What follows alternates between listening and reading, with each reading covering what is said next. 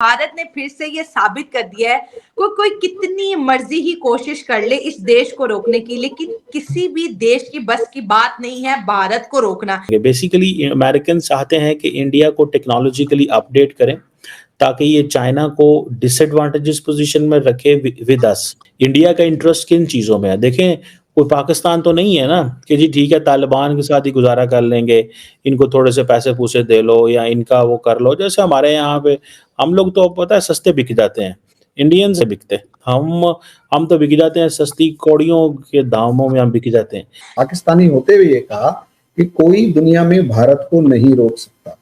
जी बिल्कुल। जब दुश्मन देश का कोई एक सिटीजन तारीफ करते हुए अपने आप को ना रोक पाए तो ये समझ लीजिएगा सबसे बड़ी अचीवमेंट हमारी कंट्री की ये है। अमेरिकन कभी भी इंडिया को इस्तेमाल नहीं कर पाएंगे क्योंकि इंडियंस कोई मौका नहीं अमेरिका को देंगे। वो जैसे कहते हैं ना, अमेरिका कानों को हाथ लगाएगा।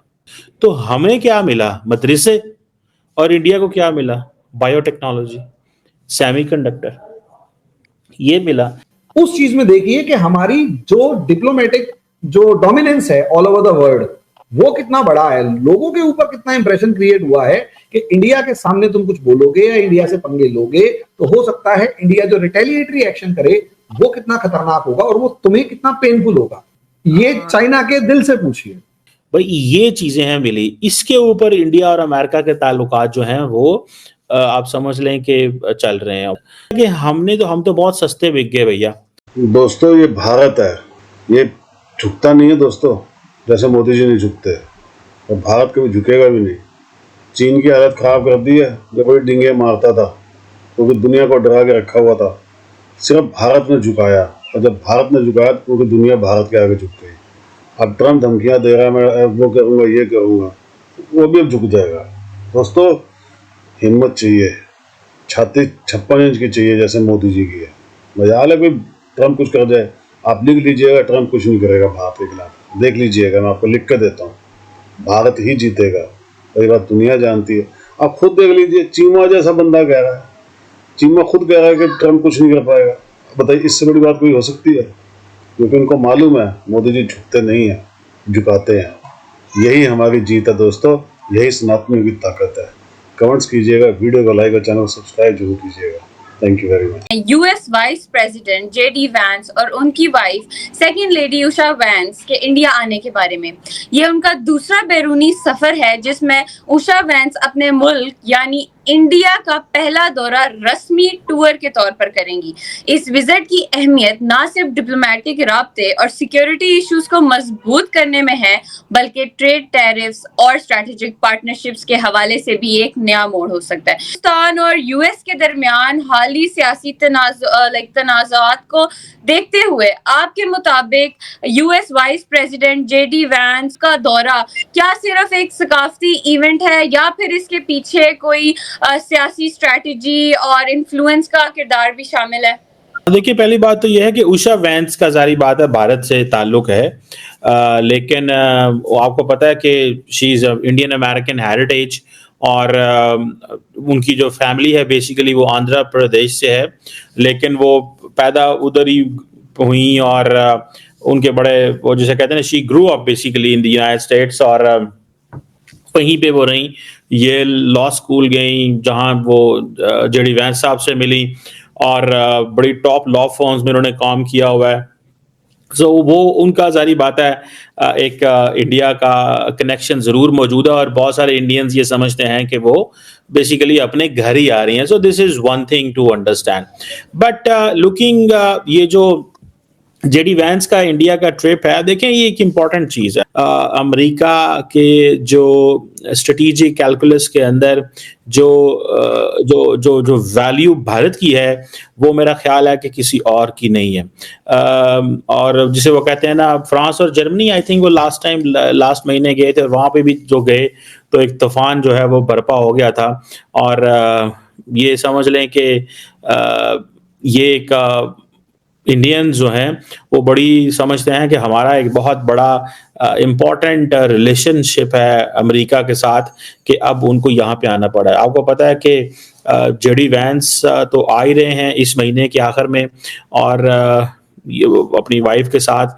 और इससे पहले आपको पता है तुलसी गैब्बर्ड जो हैं वो भी होके चली गई हैं। उनके नरेंद्र मोदी साहब से बहुत अच्छे ताल्लुकात हैं।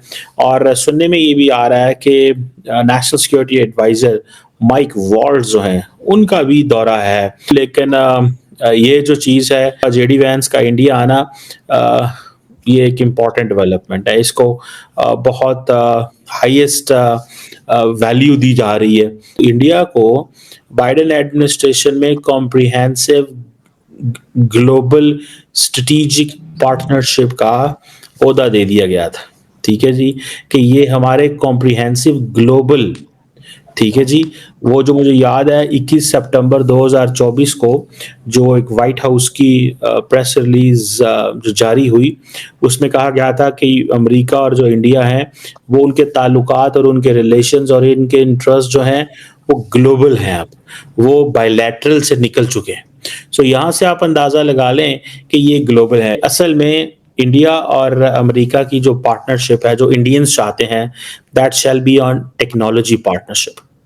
और इस हवाले से बड़ा मोदी और बाइडेन जो है वो काफ़ी काम करके चले गए हुए हैं, जिसमें फॉर एग्जांपल जो फोकस है वो advance sensing, communication, power electronics है, ठीक है जी, नेक्स्ट जनरेशन टेलीकम्युनिकेशन है, ग्रीन एनर्जी एप्लीकेशन, इन एरियाज के ऊपर इंडियंस काम करना चाहते हैं। और इंडिया जो है वो चाहता है कि जितनी भी अपने वो एक जो सेमीकंडक्टर इंडस्ट्री है उसको वो मेन स्ट्रीम करना चाहता है। अमेरिकन्स कहते हैं कि हमें सेमीकंडक्टर चाहिए। इंडिया को जो ये अमेरिकन्स कहते हैं कि resilient, secure and sustainable semiconductor supply chain चाहिए, तो वो इसी चीज़ में है कि भाई इंडिया को भी इस चीज़ में मिलाएं।